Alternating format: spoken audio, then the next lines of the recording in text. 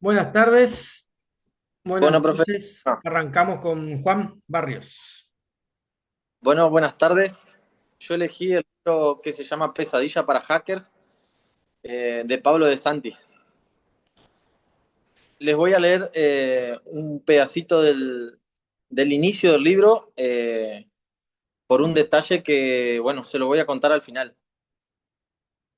Alguien solo en su departamento graba una historia, repasa apunte, papeles mezclados, pasan las horas, los días, y el trabajo de armarse una historia y una voz olvida decir su nombre.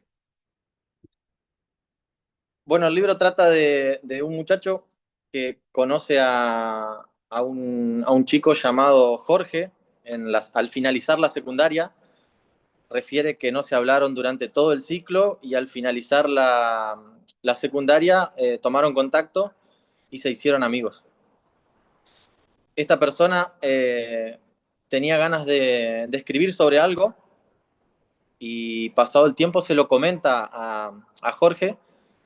Jorge le gustaban mucho las computadoras y no le daba importancia a lo que le manifestaba su amigo. Lo hizo así en varias oportunidades y bueno, al no obtener respuesta de Jorge, decidió comentárselo a una amiga. Esta amiga se llamaba Mariana. Cuestión que Mariana era algo así como escritora, refiere otro nombre, pero no me acuerdo en este momento cómo era, pero una cosa así como que escribía notas y escribía artículos y cosas.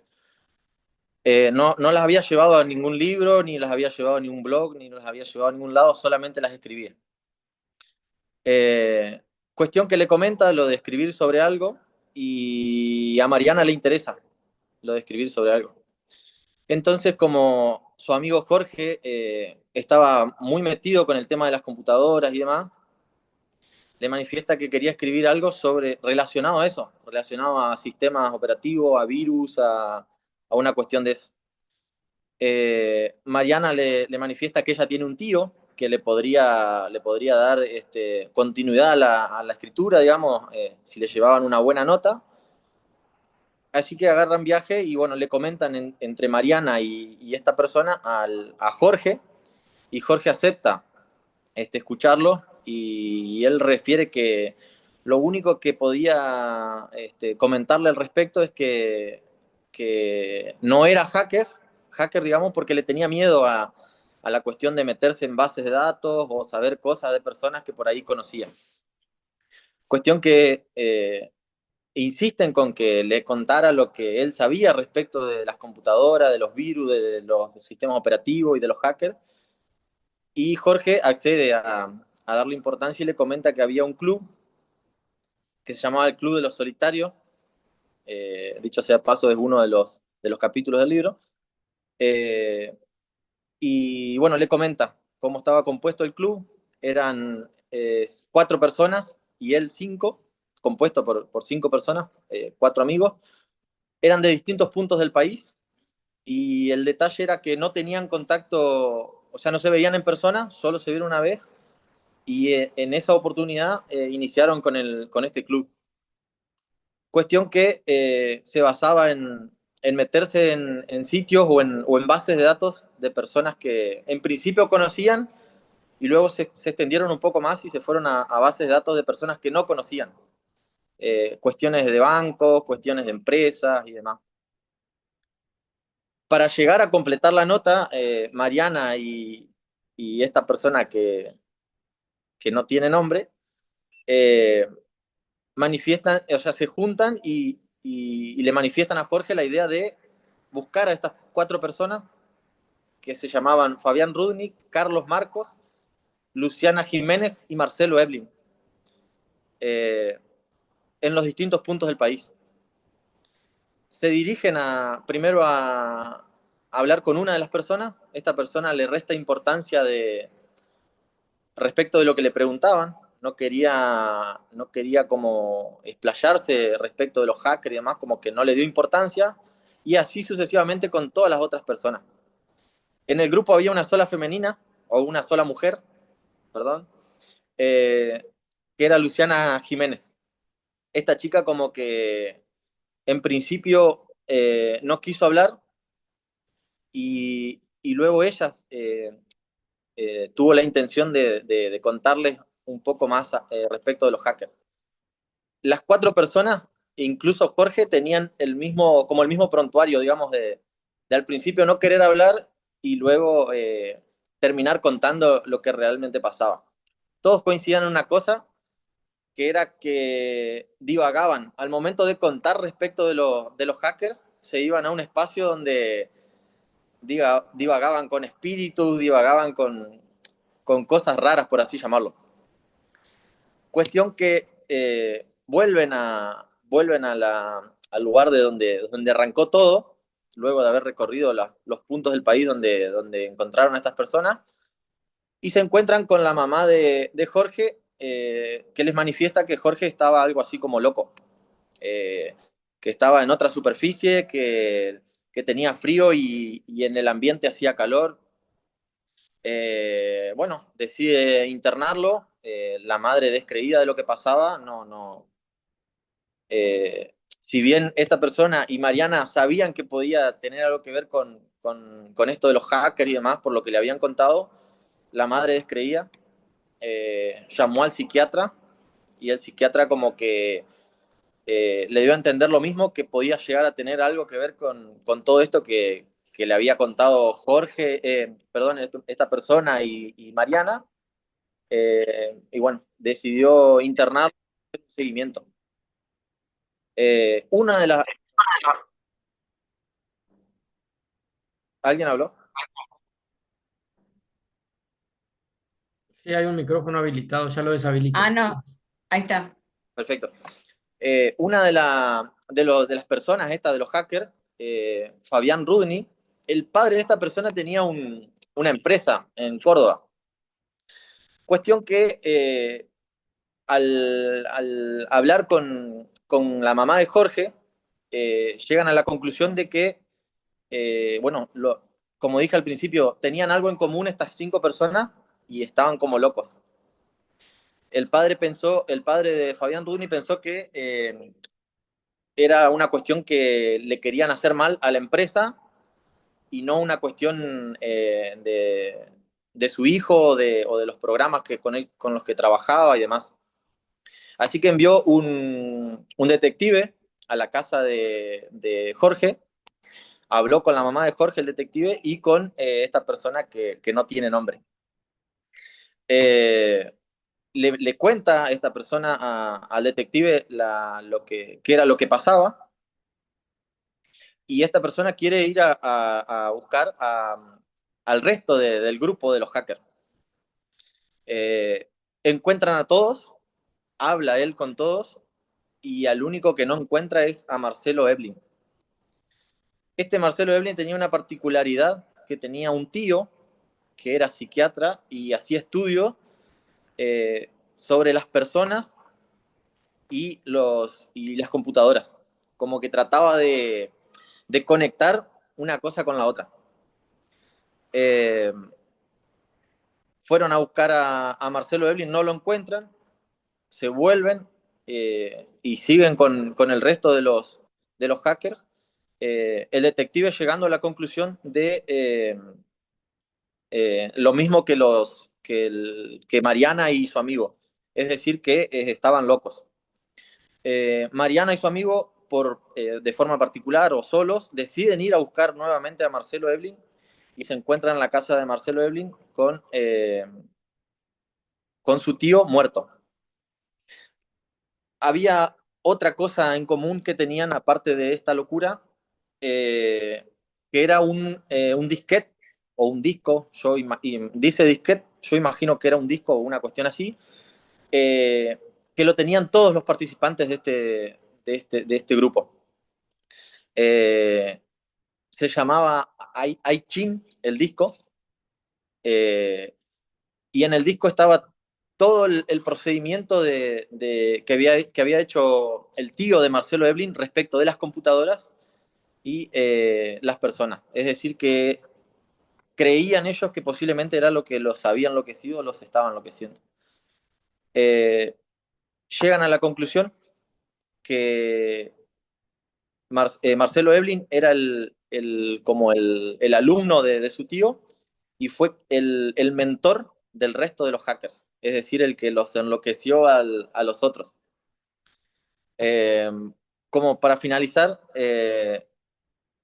encuentran muerto en la casa lo encuentran a Marcelo Eblin, encuentran muerto al detective, que, bueno, fue quien llegó como a descubrir la verdad. Y bueno, un detalle que me olvidé desde el principio es que esta persona que no tiene nombre estaba enamorado de Mariana, de su amiga, y al final de la historia se lo confiesa y bueno, ahí finaliza.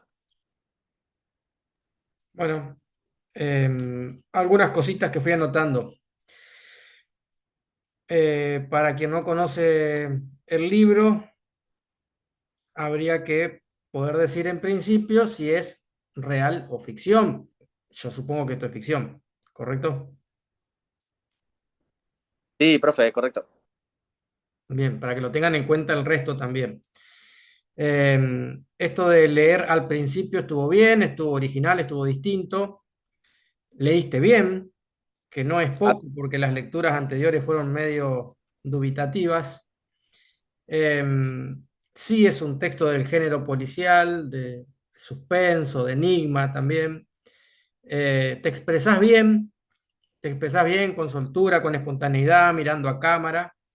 Si hay algo malo que tengo que decir es largo, mucho detalle, demasiado detalle. O sea, faltó un poquito de capacidad de resumen. Para mí está bien, está logrado y sobre el final, sobre todo que es cuando aparecen las muertes y la onda más detectivesca, es cuando más me enganchó la historia. Clau, ¿Cómo va, Juan? Yo, para poder llegar a hacer una síntesis del texto que coincido con Elías, fue demasiado larga la explicación. Traté, reitero esto que ya lo hemos dicho en otras oportunidades, de hacer una estructura, hacer una pequeña introducción, hacer un pequeño relato, dos o tres puntos que sinteticen, pero que no spoileen el resto del relato, y una conclusión, sin llegar a contar el final de la historia y tratar de hacer una síntesis del libro, digamos, y de la historia que para mí, no te veo, Juan, para mí estuvo, ¿se fue?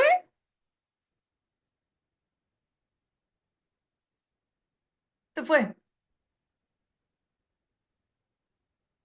lo capaz que veo, se desconectó. se desconectó, se le desconectó. Bueno, pero para mí, bueno, no importa, para mí estuvo bien. La historia está buena. eh, él en algún momento dice, eh, ella era escritora o hacía no sé qué era cronista, la persona que escribe sobre determinadas situaciones de la vida cotidiana es cronista, periodista o escritora. No pasa por otro lado más que esa definición. Le faltó una definición en este caso, la tarea que llevaba una de las protagonistas de la historia. Pero para mí estuvo buena, Elías. Bueno, ya se va a sumar nuevamente, debe haber tenido algún problema, pero después va a ver la devolución en el video grabado. Vamos a seguir con, no sé si está Ariana por ahí, Ceballos. Hola, ¿cómo andan? Hola, Ariana. Bueno, te escuchamos. Bien, mi libro es Un cadáver en la biblioteca de Agatha Christie. Eh, lo interesante que tiene el libro es que un día eh, dos de los personajes principales, por así decirlo, estaban descansando, bueno, que es el matrimonio de la familia Bantry. Ellos estaban descansando en su casa cuando en un momento entra una de las doncellas, horrorizada la pobre, diciendo de que había encontrado un cadáver en la biblioteca. Al principio, como los dos estaban durmiendo, creyeron que podía tratarse de un sueño, que se confundieron, que escucharon otra cosa, hasta que tuvieron que bajar a la biblioteca y bueno, ahí efectivamente corroboraron de que sí, había un cadáver en su biblioteca y que se trataba de una chica, a la cual ninguno de ellos conocía. Entonces, lógicamente dan intervención a la policía, pero La señora Bantry a su vez llama a su amiga, que es Miss Marple, que ella, por ejemplo, cumple tipo un rol de detective. Lo que caracteriza, digamos, al pueblo, a la historia, es que, por ejemplo, todos se dejan llevar por los chismes y la historia se basa en eso. Entonces la señora esta, que es muy perspicaz a partir de la observación, logra resolver el crimen. Casualmente los dos autores del hecho lo que intentan hacer, a su vez, raptan a otra chica y la matan para alejarlos de lo que vendría a ser la escena del crimen, colocándola justamente en la biblioteca de estas personas, aunque en realidad bueno, a medida que va trascendiendo la historia, eh, entrelazan las identidades de ambos cadáveres. Así que bueno, en eso básicamente es lo que se basa en mi libro. No Y sé si esta es quieren la que les lea. parte, está. Ujú, que les leo. Perfecto, dame un segundito. Mm, un segundito nada más. Arthur, Arthur, despierta. El coronel Bantry gruñó, murmuró y dio la vuelta para el otro lado. Despierta, Arthur. ¿Has oído lo que ha dicho? Es probable, dijo, con voz borrosa el coronel. Estoy completamente de acuerdo contigo, Dolly. Y volvió a quedar dormido. Mistress Bantry le sacudió. Tienes que escucharme. Mary ha entrado a decir que hay un cadáver en la biblioteca. ¿Eh? ¿Cómo?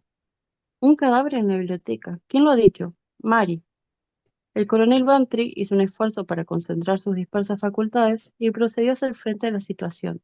Dijo, no digas tonterías. Has estado soñando. No, también yo lo creía al principio, pero no, es verdad. Entró en efecto y lo dijo. Entró Mary y dijo que había un cadáver en la biblioteca. Sí, pero no es posible. No, no, supongo que no, dijo Mistress Bantry dudando. Reanimándose prosiguió, pero entonces, ¿por qué dijo Mary lo que había? ¿Por qué? No pudo haberlo dicho. Lo dijo. ¿Lo habrás imaginado? No, no me lo imaginé. El coronel Bantry estaba ya completamente despierto y preparado para resolver la situación. Has estado soñando, Dolly. Eso es lo que te pasa. Es esa novela policíaca que has estado leyendo. La pista de la cerilla perdida. ¿Recuerdas? No sé si quieren que les lea algo más. Es elección tuya, cuando vos quieras. Por mí está bien. Bueno, em, de justamente esto último se trata la corrección que yo te iba a hacer. Vos todo lo que hiciste, lo hiciste correcto.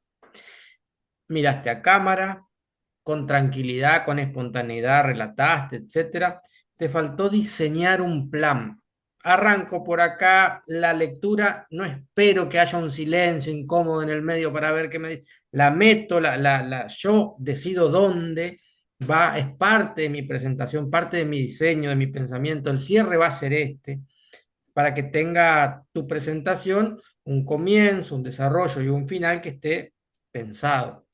Eh, el resto estuvo bien, estuvo muy bien. Vos hiciste una intro, después con la lectura recuperás esa introducción, que es cuando decís no sabían si era un crimen, era un sueño. Eh, Contaste la historia sin spoilearla, sin dar detalles, y eso está bien, es lo que pedimos. Tú nos contaste los datos principales de la historia y elegiste leer un diálogo. En la lectura, que estuvo bien, te noté un poco tímida, faltó un poco de, bueno, nos pasa a todos, un poco de De, intención. ab- Después te vas de a ver, abrir la boca. sí, faltó un poco de intencionalidad en la lectura, pero no estuvo mal, leíste bien. Yo no Eh, me quería poner nerviosa, porque si no, ahí sí me iba a trabar. sí, sí, sí, pasa, y te trabas una vez y te trabas 10, es Sí. así. Pero en general para mí estuvo bien, está resuelto. Clau.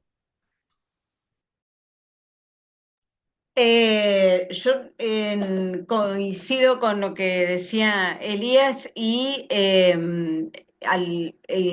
vas a tener que practicar lectura en voz alta, Ariana, porque es la coincidencia que tienen todos a la hora de poder agarrar un libro y leerlo, o elegir cualquier texto que sea, porque cuando empezaste a leer automáticamente bajaste el tono de voz y bajaste la postura y cambiaste todo. Entonces, la lectura en voz alta ayuda a la resolución frente a cámara, a la postura, a poder ser un poco más resuelta a la hora de expresarse, a, a- a expresarse en general. Después, si alcanzamos a terminar la clase, Elías, quiero, eh, si alcanzamos, digamos, hoy, si no lo vamos a dejar para la próxima, quiero mostrarles una nota y un ejemplo de cómo yo no sé si vos viste ayer, Elías, la nota que Estelita le hizo a un policía en el barrio Mito. ¿No lo No, pudiste ver? no. Bueno, yo voy a tratar de bajarla antes de que terminemos para que lo podamos compartir, porque es la manera en la cómo no perder la compostura ante preguntas que dan ganas de agarrarla del cuello a la que pregunta, pero no importa. Después lo vamos a ver. Pero para mí estuvo bien, Ariana, ¿eh? Bueno, continuamos. Si está, no sé si ya entró Agustina Jáuregui. Busco Está, Profe, hago un segundo. profe, diga. se me había cortado la transmisión se me quedó sin batería el celu. Eh, Eso por un lado. Y por el otro lado, había elegido esa parte para leer del libro porque era donde refería que el autor o Acá estoy. el personaje principal no tenía nombre. Ok, perfecto. Se entiende. Después vas a terminar de ver la devolución en el video grabado cuando lo subamos a la plataforma ahora en un rato después de la clase. Ah, Pero perfecto. No, no llegué a te escucharla perdiste completa, pero bueno. un pedacito de Claudia te perdiste, pero estuvo bien. Estás reprobado, quédate tranquilo. Nada, mentira. Mentira, mentira. Agustina Jáuregui está, si no sigo con Ibar Stickle. Profesor, buenas noches. Buenas, No ¿cómo sé te si me va? ve, ¿me escucha bien? Se te ve, se te escucha bien, adelante. Perfecto. Bueno, la obra que elegí es Corazón delator de Edgar Allan Poe. La misma fue publicada en 1843 en Filadelfia, Estados Unidos. Bueno, es una obra corta, breve. Tiene tres protagonistas que vendría a ser el narrador, un anciano y tres policías. Bueno, la obra trata de... El protagonista sentía un profundo rechazo por uno de los ojos de este anciano que le llamaba ojo de buitre porque tenía una parte celeste y en el medio una línea blanca. No sé cómo son los ojos del buitre, pero por algo le decía así. Bueno, esta persona lo estuvo investigando, observando durante mucho tiempo, hasta que en determinado momento a la noche, siempre lo vigilaba a las 12 de la noche. Una de esas noches lo asesina y esconde el cuerpo del mismo abajo de la habitación, de unas maderas. Era toda una edificación de madera. Lo descuartizó y bueno, lo escondió debajo bueno, de toda esa edificación. A los pocos días se hicieron presentes tres funcionarios policiales porque habían escuchado un grito de un vecino y habían dado aviso a la policía en ese momento. El protagonista los deja entrar y con suma tranquilidad, bueno, los dejó hablar, que pasen y demás. Pero ¿qué pasaba? El protagonista sentía unos ruidos extraños en su cabeza, obviamente, que él decía ser que eran los latidos del corazón del anciano que no lo dejaban tranquilo. Hasta que en determinado momento el ruido se le hizo constante, molesto, y por la culpa misma declara el crimen a los policías. Le voy a leer un fragmento que es cuando justamente se entrega a los funcionarios policiales. El fragmento es: no podía soportar más tiempo sus sonrisas hipócritas. Sentí que tenía que gritar o morir. Y entonces, otra vez, escuchen, más fuerte, más fuerte, más fuerte. Basta ya de fingir. Aullé, confieso que lo maté. Levanten esos tablones. Ahí, ahí donde está latiendo su horrible corazón. Ese fue el momento en que se entrega. Y bueno, la conclusión es que la culpa de uno mismo, sin presentar pruebas y demás, puede hacer que nos delate. Eso sería todo, profesor, profesora. Termina con moraleja, Ibar. Ujú. Bien, hay un capítulo de Los Simpson que retoma esta historia de Edgar Allan Poe, en el que se vuelve loco el autor del hecho y parece que todo el mundo sabe, que todo el mundo, nadie escucha, pero él sí escucha esos latidos y ve como el piso se levanta, los latidos del Sí. corazón de la persona fallecida. Me parece que hiciste un muy buen resumen. Eh, Están bien los datos del autor y del texto, lo expresaste de forma desenvuelta y a cámara, con tranquilidad. Te corregiría solo algunas cositas del lenguaje para que después te mires y lo notes, algunas cositas del lenguaje policial, porque esta es una historia que si bien es de un hecho policial, una ficción de hecho policial, un cuento, no acude al lenguaje policial, no dice se hicieron presentes los funcionarios, o sea, que es un lenguaje tuyo ese. Fíjate cómo utilizas el lenguaje policial técnico que tienen todos los días ustedes, entre ustedes para comunicarse, también para comunicar a la comunidad, cuando tenemos que tratar de evitarlo. Y usas mucho el mismo. Para, por ejemplo, yo digo, agarro el vaso, dejo el mismo. No, agarro el vaso, lo dejo. No necesito a veces el mismo. Te lo digo para que después te fijes y lo notes. Cositas a las que nosotros le prestamos atención, pero estuvo muy bien. Clau, Sí, para mí también estuvo muy bien, la historia me encantó, resuelto, tranquilo,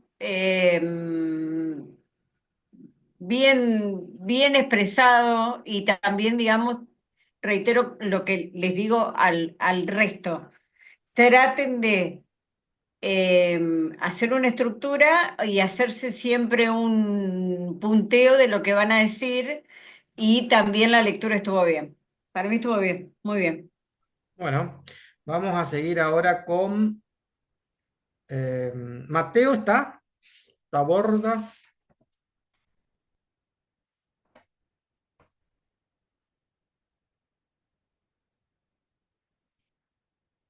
Bueno, y Fernando Valdés, tampoco. Bueno, eso nos ayuda a terminar la clase, esta primera parte, para ir a la segunda, porque solo le quedan 8 minutos, iba a quedar medio ajustado el que expusiera último, así que yo ahora voy a repetir en el grupo quienes faltan, Ujú. voy a dejar de grabar ahora y vamos a venir a la segunda parte en donde yo también les voy a explicar funciones del lenguaje. Vos, Claudia, si podés encontrar el video de Estelita, aprovecha ahora. Ya lo tengo. Lo que No es quiero necesario que ver lo descargues. No, no, no. Quiero compartir pantalla. Exacto. Compartir.